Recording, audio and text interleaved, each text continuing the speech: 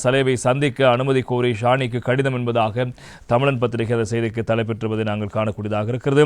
அதேபோல இன்று தினம் அருண பத்திரிகையில் மொத்தமான செய்தி தலைப்பிடப்படுகிறது. ரோஹலே சிட்ன சலே தினபதா பலான்ன தென்னை பிரிஹா நீதிக்யா இல்லத்தி என்பதாக அந்த செய்திக்கு தலைப்பிடப்பட்டுவதை நாங்கள் காணக்கூடியதாக இருக்கிறது.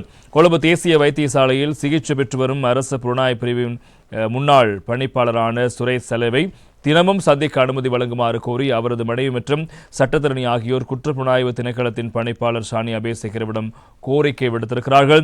இதற்காக அவர்கள் குற்றப்புலனாய்வு திணைக்களத்தில் பணிப்பாளருக்கு 2 தனித்தனி கடிதங்களை அனுப்பியிருக்கிறார்கள்.